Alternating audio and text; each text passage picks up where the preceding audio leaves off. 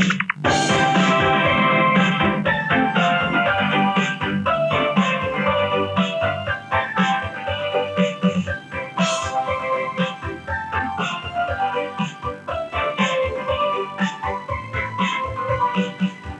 it is at last, Gordon the Gopher the video. He can be irritating at times, it has to be said. Don't you shake your head at me, but you've got to like him.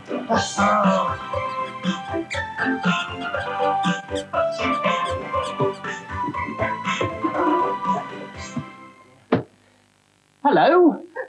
This is my attic. It's a bit of a mess, I'm afraid. I'd like to save things. I can never throw anything out, so it's a bit piled up. But Gordon loves it up here.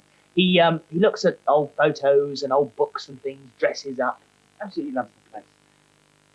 There's something nasty in the drawer. Oh, it's you. Oh, stop it. Stop messing about. Gordon, what's the matter with you? What are you looking for? A book. It's here. Can you not reach it? What does it say? The Mystery of the Albatross. Oh. Thank you very much indeed. This reminds me of another mystery, a nautical mystery last summer. Would you like to know about it? Yes? Okay. It was all your fault, I seem to remember. It normally is.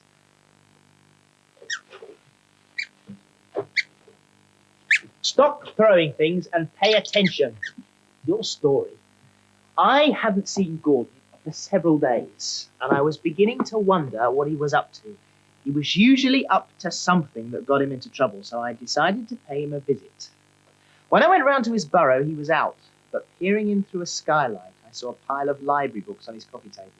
There were books about sailing and boating, and suddenly I had this awful sinking feeling. It got worse the next day when Gordon turned up looking far too nautical for his own good, let alone anyone else's.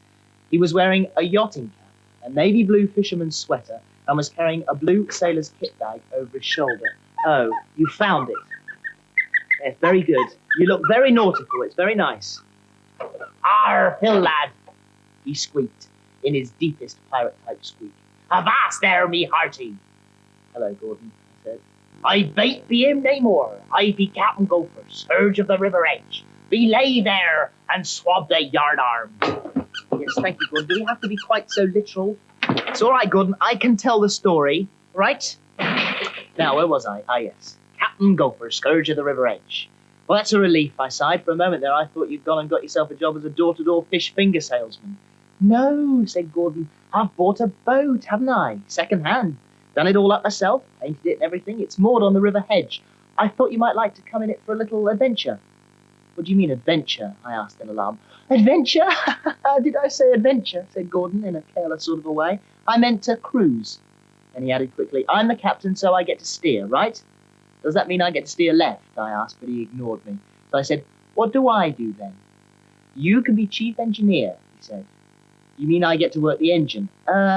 Yes, sort of, he replied. Great.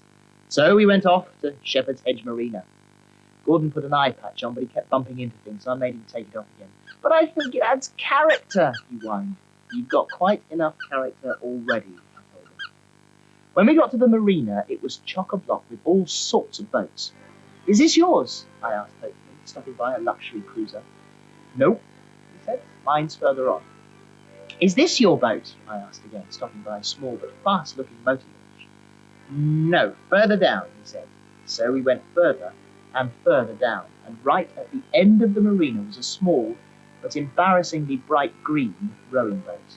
There, said Gordon proudly. My heart sank. Is this your boat? The Parry Prid, I said, reading the boat's name. The Prairie Pride, corrected Gordon, then in a small voice. I had a spot of bother with the spelling. Where's the engine? I wanted to know. Well, it hasn't got an engine exactly, admitted Gordon, but it's got oars. Oars? Yes, it's a 2-oars power boat, he chuckled. I wasn't amused.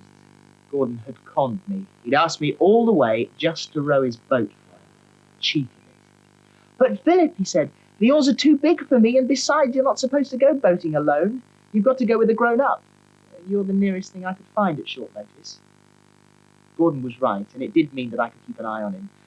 All right, I said, I'll row. Hot diggity, he cried. Put this on then, and he gave me a life jacket, because you should always wear a life jacket in a boat, Gordon told me. Put our life jackets on and climbed into the Prairie Pride. Cast off fore, cast off aft, called Captain Gopher. Snap the main brace, manoeuvring thrusters, Mr. Sulu, oars for the head, in, out, in, out, in, out. Faster, ye scurvy Schofield, or I'll have ye keeled all, so I will. Aha! He went on like this for some time, until I told him to sit down and stop rocking the boat. How are you doing? You all right? You know, this is very smart. You know, life jacket on. I don't think you're going to need it up here, Gordon. Are you all right in there? Good. I rowed the Prairie Pride out onto the river. Gordon, who was all out of breath now, sat back and had an alfalfa sandwich. It was hard work being the scourge of the river hedge. But being in a boat is not a natural position for a young gopher to be in. And soon, his paws started to itch. His eyes glazed over, and he stared longingly at the riverbank. All right, I think you're overacting a bit there now. You can settle down. He was having a burrow attack. And suddenly, he started to scratch and scrape at the bottom of the boat. "I've got to burrow," he cried. "Stop the boat," didn't you? Yes. At that moment, water started to spring in through the bottom of the boat. He dug right through. Gordon panicked. "Quick! Row faster! Head for land! Now! Any land! I'm not fussy!" "Then start bailing," I told him. I began rowing towards a small wooded island in the middle of the river, whilst Gordon started bailing out with his cap. Faster and faster we rowed and bailed. Then, without warning, we ran aground. It was the island. We were safe. He climbed out and pulled the Prairie Pride ashore. Now we were stuck there with no way off. First shipwrecked, now marooned. I couldn't believe it. Gordon, however, was in his element. "Hot diggity dig," he explained. You say that quite a lot, don't you? "I'll be Robinson Gopher, and you can be my man Schofield. We'll explore." And with that, he bounced off into the underworld. In it, he came across a number of signs saying things like, "Go away," and "Turn back," and "No milk today, please." And there were holes everywhere, lots of holes. Somebody, it seemed, had been doing a lot of digging. Gordon's curiosity got the better of him. He pressed on and soon came across another sign, but it was the wrong way up. He stepped forward to have a closer look. Twang! Gordon suddenly found himself hanging upside down from a tree with his feet in a noose. But at least he could read the sign now. It said, "Gotcha." Meanwhile, back at the Prairie Pride, I heard his plaintive wail. "Philip! Help!" So I went to investigate. I found him swinging gently in the breeze, upside down. "Oh, there you are," he said. "Can you get me down? I'm beginning to feel a bit sick." "Wait a minute," I said, taking a step forward, and crash! The ground gave way around me. Can you hang on for a minute?" I asked Gordon. "Philip," he hissed quietly, "there's someone coming." It was a wiry old man dressed in raggedy clothes. He stopped and stared at us, and grinning a toothless grin, he said, "What's all this then? Are you trespassers?" "No, not really," I explained. "You see, our boat sprang a leak, and—" "So you're not trespassers then?" The old man looked despondent. "No, sorry," I apologized. "Rats!" he exclaimed. "I've always wanted to catch some." "Is there any way off this island?" I asked. "Sort of," he told us. "There's a boat that brings me supplies, but you've just missed it. It only comes once a month." "Wow," said Gordon. "We're really stranded. Great!" "You live here then?" I asked the old man in amazement. "Yes," he said, and told us his sorry tale. "My name is Sydney, and I've been living on this island ever since I came here for picnic in 1948. But," he said, "cutting a long story short, I lost me gnashers, me false teeth, and I've been looking for them ever since." "That explains all the digging," squeaked Gordon. "But why the signs and the traps?" I asked. "Ah," said Sydney, "it's me gnashers. They was made of pure gold." Gordon and I looked at each other. "Gold?" we said. "Yes, And I didn't want any treasure seekers finding them before I did I? And Sydney went on sadly. Oh, I wish I had me Nashers back. It's not easy living on bread and milk for 40 years, you know. Gordon's eyes lit up. First shipwrecked, then marooned, and now lost treasure. What more could a budding adventurer want? I bet I could find them, he boasted. I'm dead good at digging. Sydney was over the moon with joy as Gordon set out to work, searching the island. He burrowed and dug hour after hour. He delved, excavated, scooped, but he found nothing. He was all burrowed out and just about to give up when he spotted something glinting in the dirt. Somehow he found the energy to scrape it out.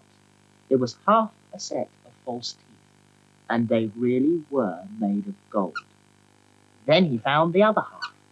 I found them, he cried, waving them in the air. Me Nashers, me dear old teeth. Sydney was hardly able to control himself as he took us back to the upturned boat, which was his home. Inside, he gently washed the dirt from his lashes, and with a sigh of relief, he popped them into his mouth. Thank you so very much, he said precisely, talking properly for the first time in 40 years. And he clicked his teeth together with joy.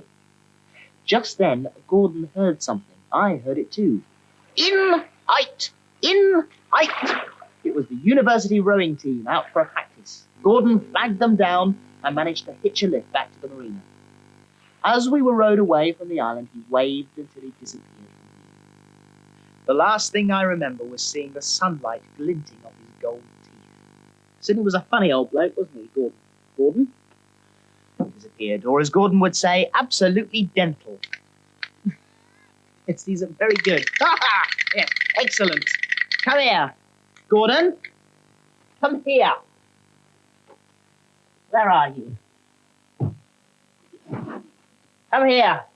Where's he gone? Completely disappeared. Let's get that fixed.